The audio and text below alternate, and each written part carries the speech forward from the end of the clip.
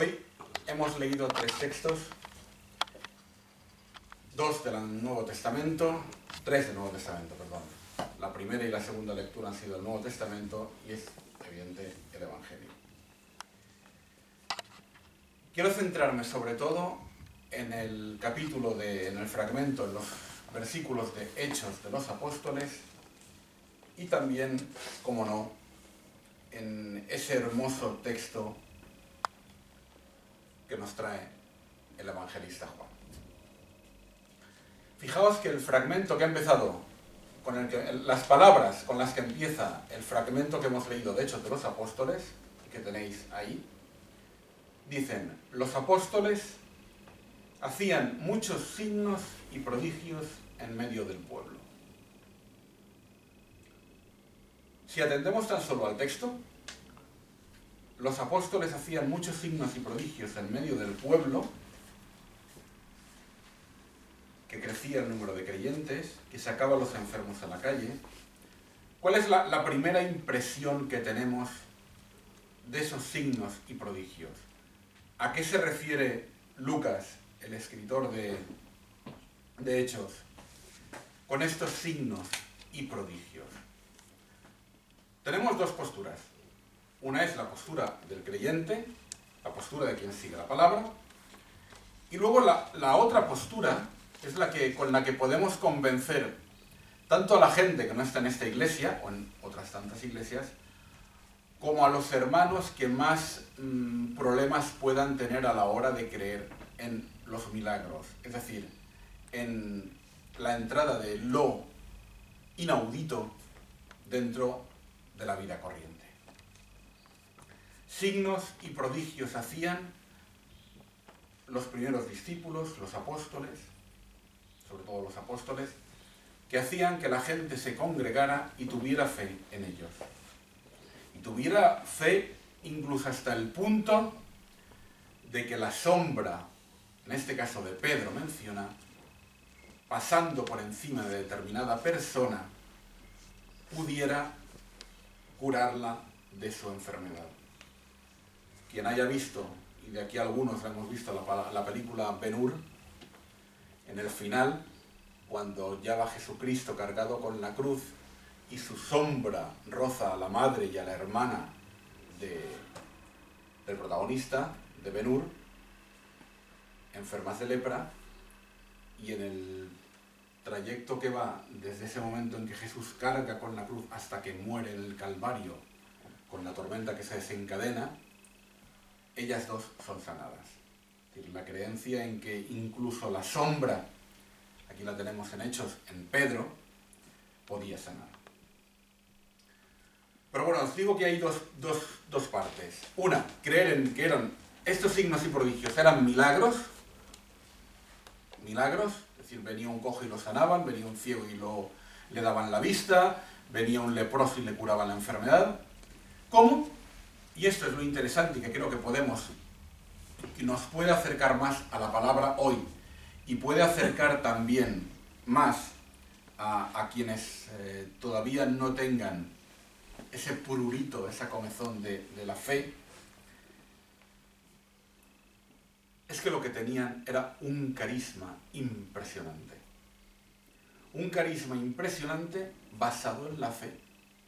Habían visto a Jesús resucitado y no tenían duda. Un gran evangelista, que ahora no recuerdo el nombre, un gran pastor evangélico, ahora no recuerdo el nombre exactamente, y no voy a decir uno, no sea que no fuera.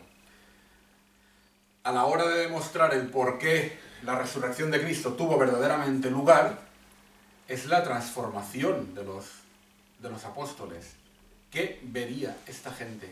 ¿Qué experiencia tuvo que les llevó de estar huidos? O sea, desaparecieron, no había ningún discípulo en la cruz cuando muere. Pedro huye y lo niega por 3 veces, y bien conocido es el fragmento. Por 3 veces niega que había tenido vínculo con él, y los demás ni están ni se les espera. O sea, era el pánico, habían detenido al maestro, lo iban a crucificar, como nos pillan a nosotros, nos acribillan igual. no vuelvo a decir palabra de que yo he tenido relación con este hombre y me voy, me escondo.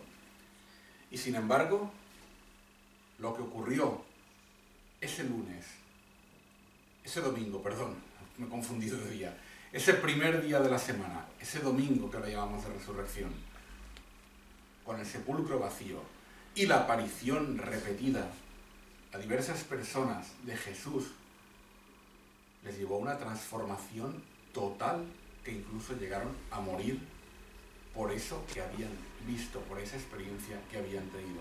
Este es uno de los fundamentos, es una de las imágenes más hermosas a la hora de decir, pero Jesús resucitó, que hay mucha gente que se plantea, o simplemente es que fue recordado. No, si no lo recordaban mucho, lo recordaban luego hasta el punto de morir. Creer en un fantasma hasta el punto de morir, gente que había oído, es dudoso. La cuestión a la que vuelvo, tras este paréntesis. Creemos o que los apóstoles hacían milagros o que tenían un gran carisma. Tenían un gran carisma, tenían una actitud de acogida, una actitud de apertura a la gente. Estaban entre ellos, estaban en el pueblo, iban andando, se paraban con los que la sociedad había apartado. Estaban con los pobres, con los enfermos, con los ciegos, con los paralíticos. Estaban con ellos. Y el hecho de abrirles el corazón, el hecho de tener cuidado de ellos, el hecho de preocuparse por aquellos que la sociedad no se preocupaba, hacía que el pueblo se preguntara quiénes son estos, que se muestran así como nadie lo ha hecho. ¿Quiénes son estas personas que tienen este trato hacia nosotros o hacia estas otras personas y que hablan de Jesús, el resucitado, del Mesías, de aquel en que se han cumplido las profecías de nuestro pueblo? ¿Quiénes son? La actitud de los apóstoles llevó a tal grado de confianza en las personas, y repito, que confiaban incluso en la sombra. A cuando alguien ahora, y no es que en nuestra iglesia, ni desde luego en nuestra tradición reformada, comulguemos con ello, dicho así, pero cuando alguien trae una reliquia de alguien, de un santo o de una santa y se condena, esto es magia, esto, claro, pensar que por contacto puede haber algo, eso es pura magia.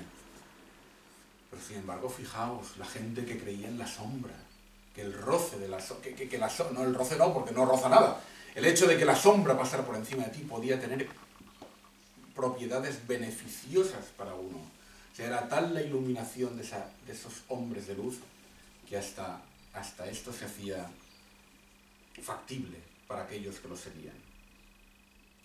Claro, a nosotros se nos plantea como cristianos hoy una pregunta: ¿cómo estar cerca de aquellos de los que estaban cerca, los discípulos? ¿Qué los movía a estar cerca?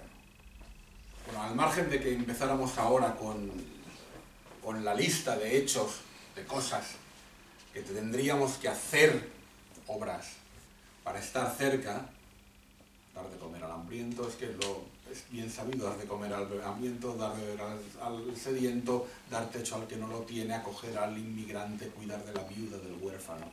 Eso es lo que tenemos que hacer. Pero no se trata de hacer. Se trata de, como dice la Carta de Santiago, la fe sin obras está muerta. Pero evidentemente las obras sin fe no son nada más que mostración de nuestro orgullo, de nuestra vanidad o de cuánto podemos hacer. Oh, yo es que soy aquí caballero de la legión jurada de no sé qué, del santo tal, y vengo con mi smoking y puedo...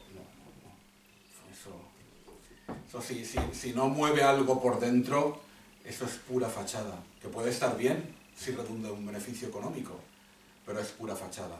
Lo primero que hay que tener es fe.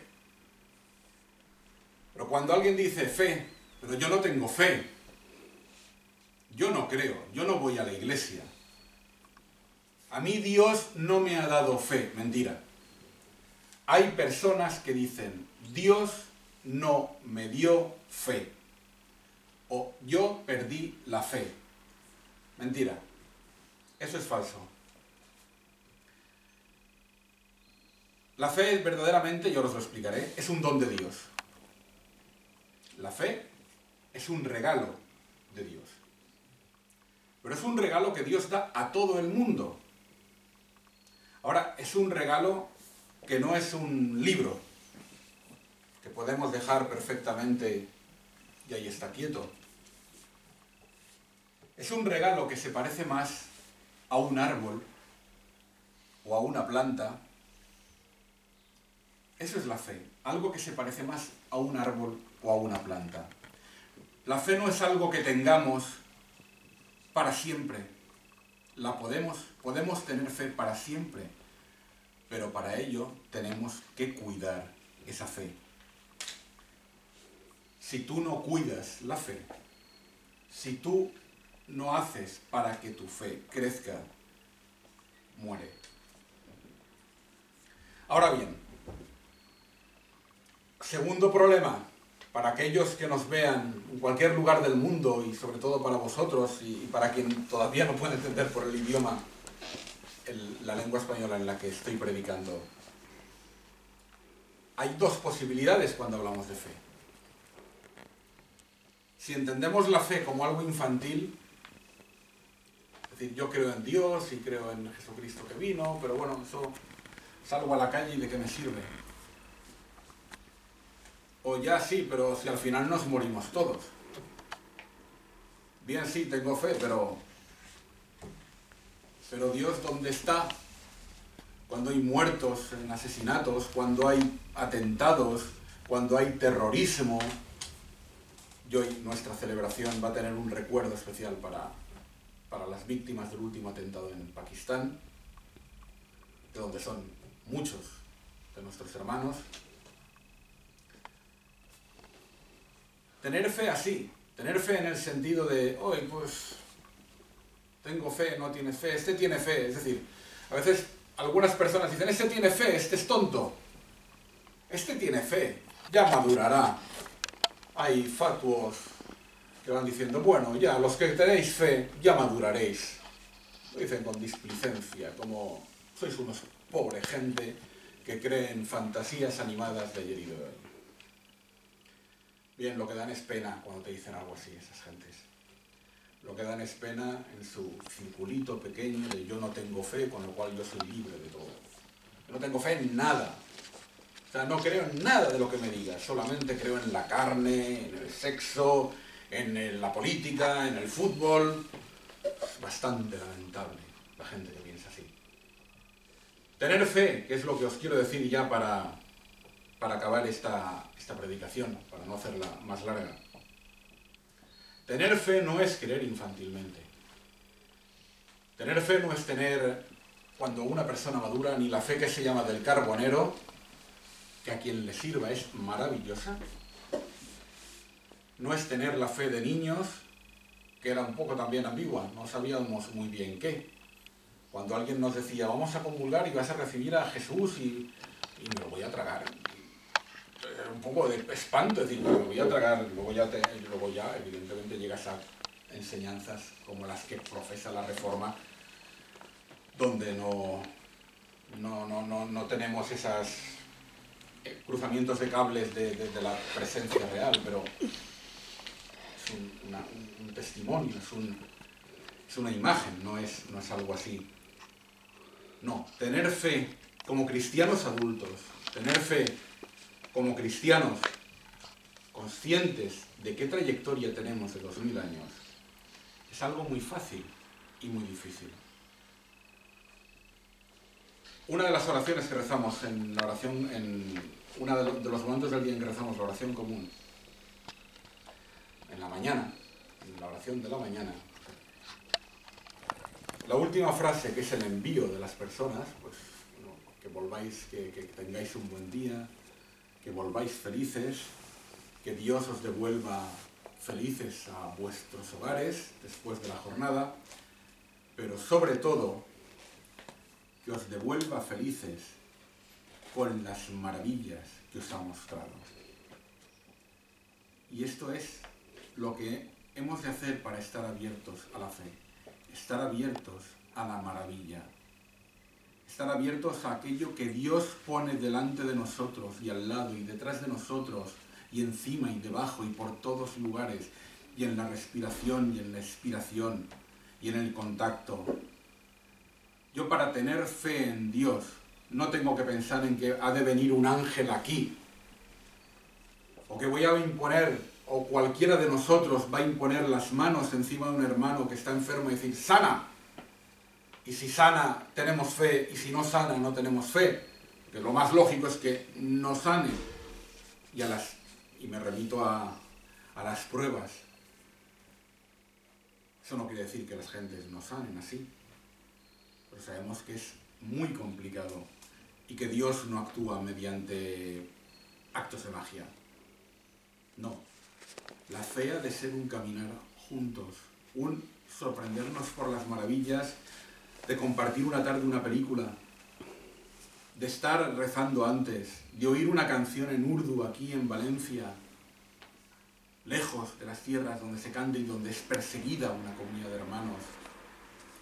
Poder compartir con personas venidas de tan lejos, abrir las puertas a los de fuera, estar abiertos a la vida que emana de cada uno de ellos y que se prolonga en hermanos y en hermanas, y en padres y en madres, y en mujeres y en hijos y en nietos, y en sobrinos y en primos, y entre todos ellos tejer lo que es la vida, no solo entre los seres humanos, sino también los animales, el fuego, las plantas, los árboles, el mar. Es tener una visión, ojo, no panteísta. No es que Dios sea todo, pero sí que Dios es todo. Y así, con ese espíritu de asombro ante lo que se nos revela a cada momento, la presencia de un hermano que hacía mucho tiempo que no venía a la iglesia y nos descubre una sonrisa nueva, un gesto nuevo. Los detalles que trae una persona cuando dice, mira, una pagavelas he comprado para la iglesia. Esos pequeños detalles son los que no han de pasar inadvertidos, sino que los hemos de ver como acciones de Dios. Acciones de Dios para que los seres humanos sigamos relacionándonos y sigamos trayendo el reino a través de nuestras palabras, de nuestras oraciones y de nuestros hechos. Y estas palabras, queridos hermanos, las quiero dejar dichas en el sagrado nombre de nuestro Señor Jesucristo. Amén. Amén.